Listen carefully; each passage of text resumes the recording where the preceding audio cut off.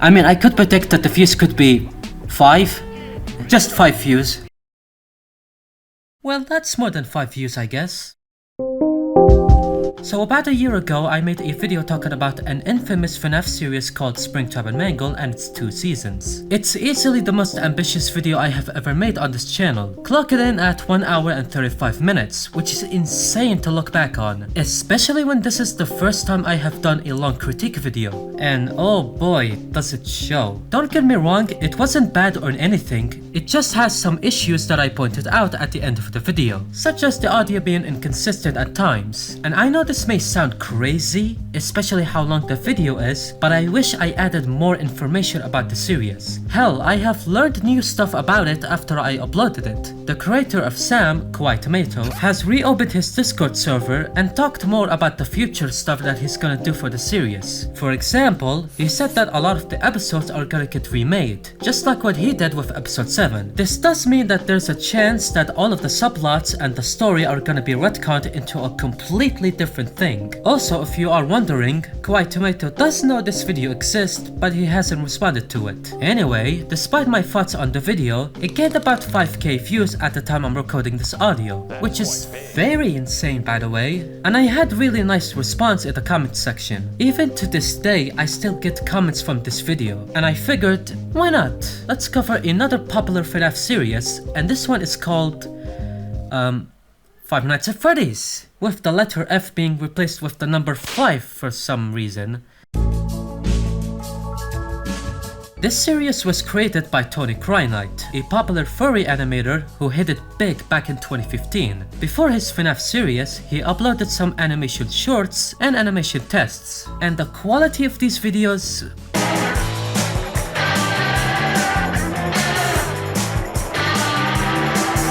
they're very interesting to say the least. However, he hit it big when on January 12, 2015, after a YouTuber named CloverCat suggested Tony to make a FNAF animation, which he did and uploaded it on YouTube. And because it was at the height of FNAF's popularity, it was a huge success in viewerships. He decided to make more due to the overwhelming response to the animation and turned it into a series, even if he never intended to make a continuation from the beginning. Keep that in mind for later, by the way.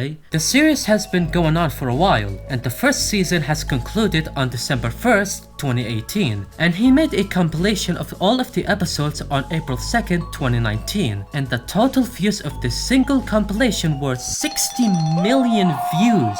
That is more numbers than how many people live in my country. And while the series is beloved by many, especially by people who grew up with it, there are also a lot of people who hate it for pretty specific reasons, but I will talk about that later. First, we're gonna cover the animation itself. Also, don't try to say that this is a movie, not a series. It's a compilation of season 1, and even then, it's not structured or even edited like it's a movie. What I find funny about this is that Google used to think that Tony was directing the actual FNAF movie. Wow, what a weird change of directors, I must say. So without further ado, let's get to this wild series, starting with...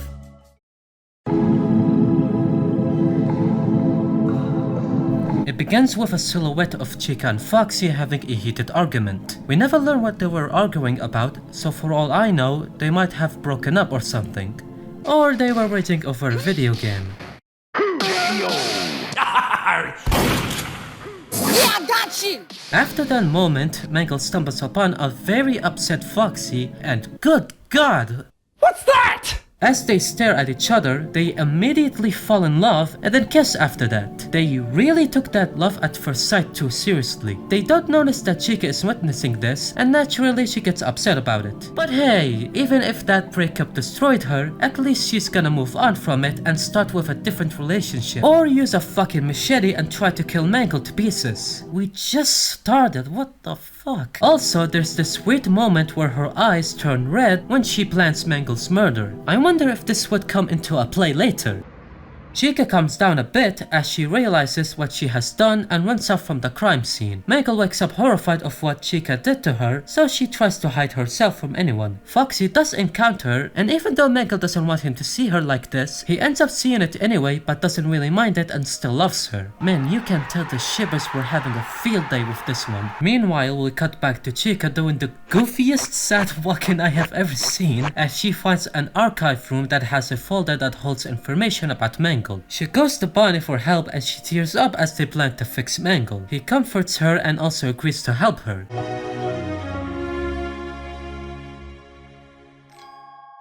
What's up with these animatronics falling in love so quickly? It would be so fucking hilarious if Chica and Foxy dated and broke up with each other on the same day. Despite Foxy not minding her look, she is still pretty upset at what Chica did to her body and tries to seek revenge on her. Pretty justifiable, by the way. As they try to find Mangle, was this fucking necessary? She sneaks around them and then eventually starts to attack them. She slashes her own folder as Bonnie was trying to defend himself and knocks him out. As she grabs Chica, she uses her claw and tries to murder her.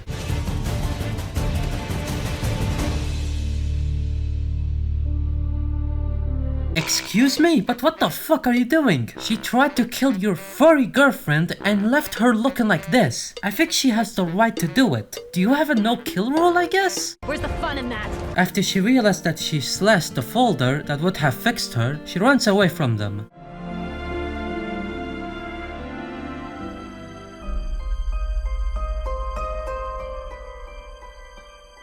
Oh, I'm sure that's nobody. Foxy leaves after giving Chica the dead to me look, but she stops him and tries to convince him to help Mangle. She shows him the pieces of Mangle's folder, all the while the animation starts to make me feel like I took some LSD. We cut to where Mangle is right now, hiding in the old warehouse. And then...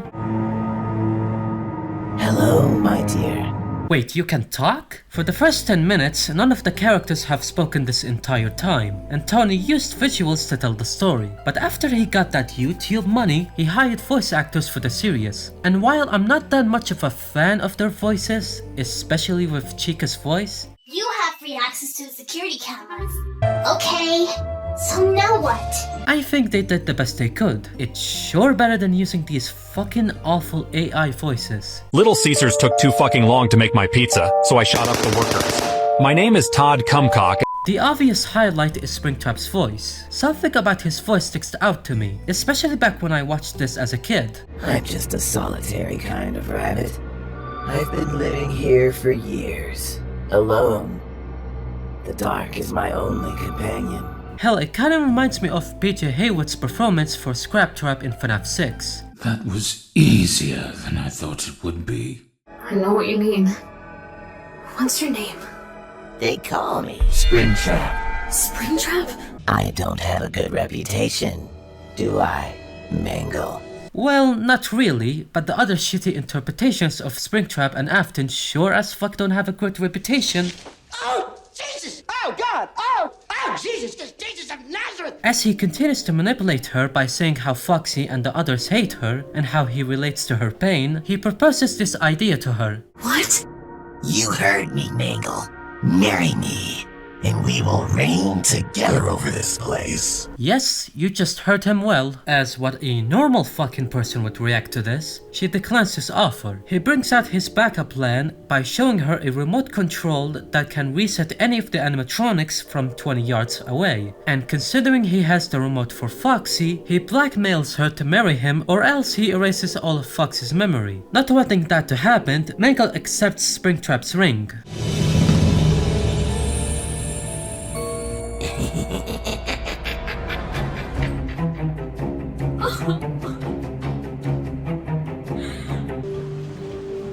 Jesus. I mean, I too would be upset if I had to marry someone who has a cockroach coming out of their fucking skin. We cut back to the gang as they wander around the pizzeria looking for Mangle. We need a plan.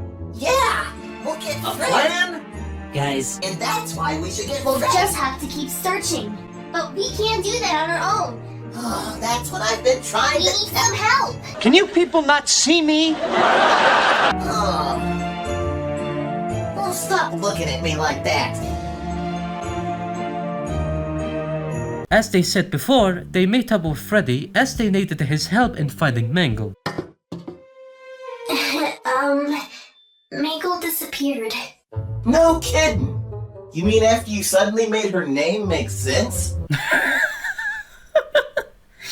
The hell is wrong with you, Freddy? Hey, I got better things to do. Like counting these bills. Yeah, I know how that feels. What? He reductively joins them as they promise to never bother him again after they find Mangle.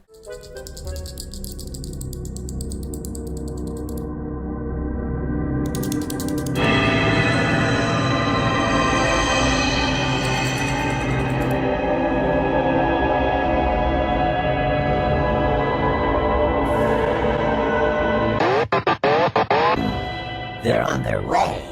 He reveals to her more about his plan, as he talks about how he and Fredbear owned the place back when it was called Fredbear's Family Diner. We see a flashback to how it was back then, with Fredbear and Spring Bonnie being happy at their job, up until Freddy showed up one day and took control of the restaurant as he made changes to it and included the new animatronics. Naturally, Fredbear wasn't happy about this and decided to deal with this with the most mature way possible, by trying to kill Freddy while he's asleep. Wow, we have two morons doing the same mistake. When he misses his target and accidentally hits the wall, it cracks to the top and crushes Fredbear to death. Freddy kicked Spring Bonnie out, but he hid in the pizzeria this whole time as he planned to get revenge on Freddy. Now this flashback raises some questions, like how did Freddy take over Family Diner? Did he buy the place? Well, perhaps not, because according to Springtrap, he just showed up one day and took over the place. So if Fredbear couldn't even fire him, then shouldn't he take this into a legal battle instead of trying to kill him? I know it sounds silly for two animatronics to want to deal with this in the courtroom, but still. Hell, even the creator himself criticizes this shit. By the way, if the pizzeria was owned by Springtrap and Fredbear, then why didn't they simply fire Freddy? I mean, did they even hire him? According to Springtrap, he just entered the building and started interfering with their business. Put down the hammer, just call the police! Oh yeah, I should explain this. For a 2 million subscriber special, he made a Nostalgia Critic parody review of his series. Which yes, he also does some of the jokes that Doc Walker did. Such is the way of Norse. Even the man himself shows up at the end of the video. Hello! Hi, Mr. Cryonite. This is the real Nostalgia Critic. I'm gladly going to sue you for plagiarism. My lawyer is setting... Hello? Doc Walker is a friend with a furry. I'm Jesus! I recommend you to watch that review, by the way. Also, I have been wondering about this. Why does this version of Springtrap have blood? Spoiler alert, if you care about the story for some reason, William Afton isn't mentioned once in the entire series. So there's no confirmation that William is inside of Springtrap. And also the other animatronics don't have blood inside of them because... well, they are robots after all. This is like an Undertale discourse all over again. It's an interesting idea of a withered Spring Bonnie without Afton, but I just wish that he didn't have blood in the first place. This whole story is painfully obvious that it wasn't planned from the beginning, and you can tell that when we learn Springtrap's entire plan. As he's done with his exposition, he reveals to her that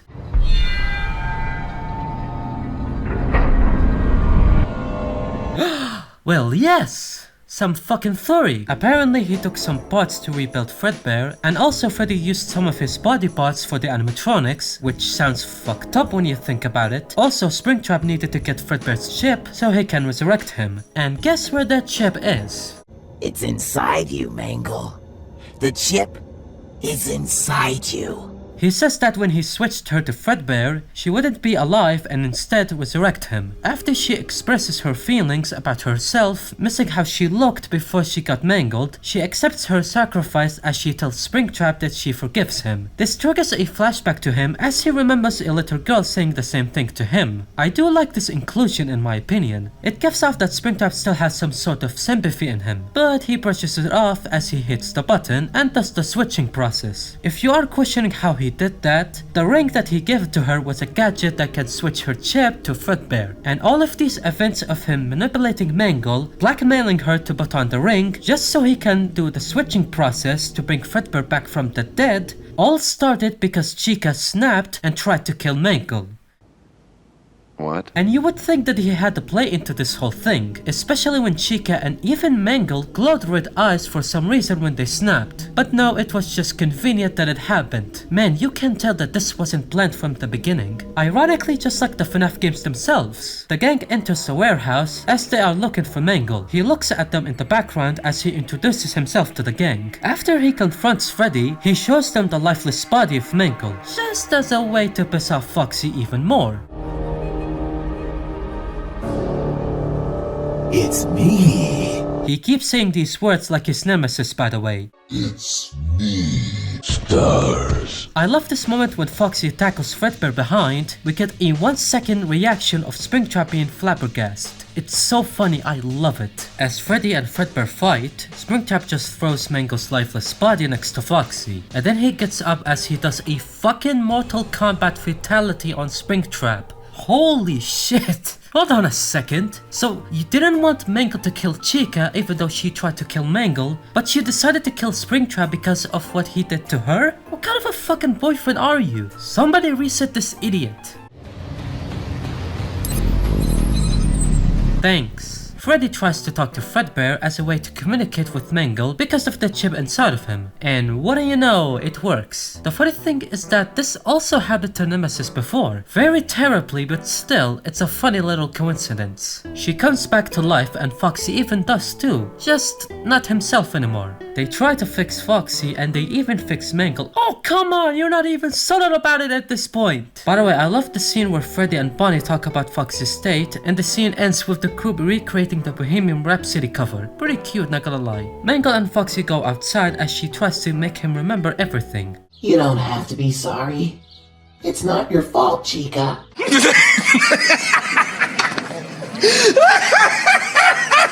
What a simp you are. And what do you know, his memory comes back and the series ends in the corniest way possible. Don't you worry, there's no hurry, love will find you again. I swear, the original soundtrack was very corny before Tony replaced it with different music. And somehow I'm feeling something I found. Springtrap isn't dead, by the way, because you know, I always come back. Shut the fuck up.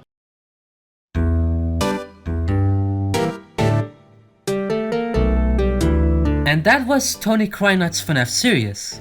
Meh, it's fine.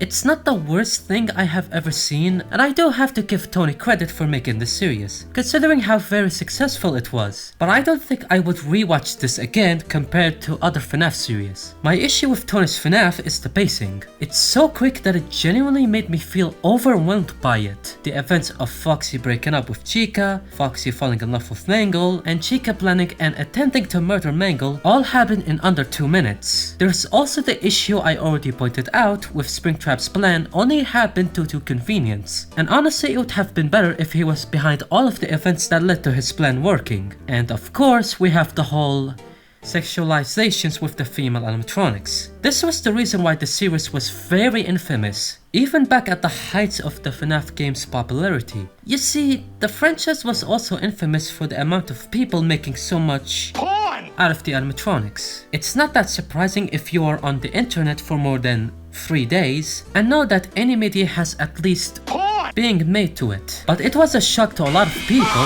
and some even use it as a way to hate the FNAF games. I don't fucking know how this relates to the game's quality. It's just a dumb excuse to hate FNAF. Even Security Breach couldn't escape this, and it's only because of the animatronics designs.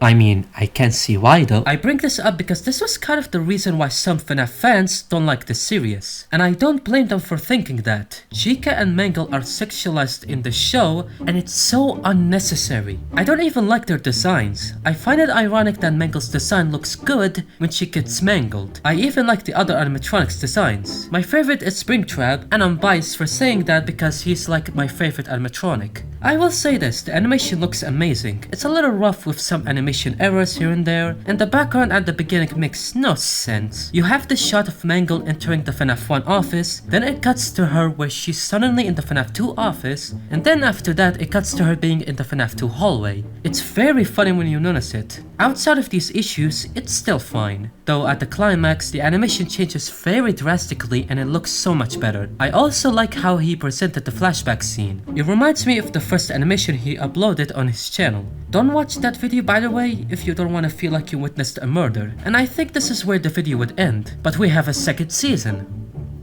Yay!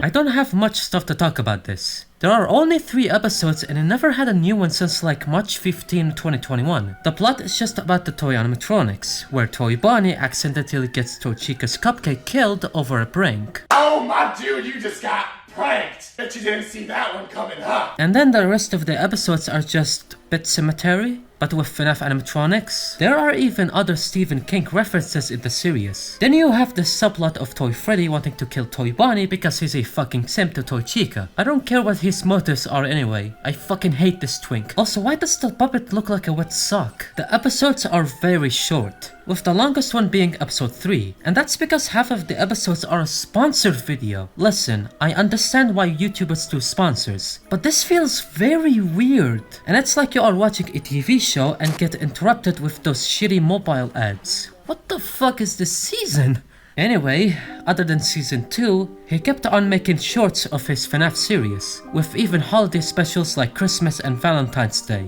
Hey, wait a second, he still makes them to this very day, and while it doesn't get as many views as it was back then, they still get views anyway. And yeah, I think I'm done talking about this series. It was kind of fun making this video, even if I didn't love this series much, and it's totally fine if you like it. Also, this is the last time I'm gonna say this, but I make these videos for fun, and I'm not trying to say that I'm better than everybody else, cause I'm sure as hell I'm not. The next FNAF series review is gonna be about FNAF SFM, but I feel like I need a break from FNAF stuff for a while. But don't worry about that, cause you all know what I'm going to talk about this year.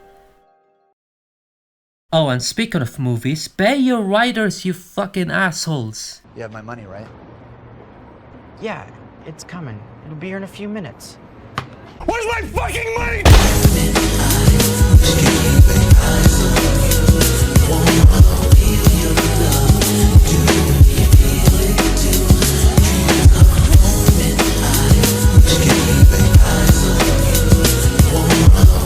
Melvin, brother of the Joker. Melvin, brother of the Joker. At least play a different song!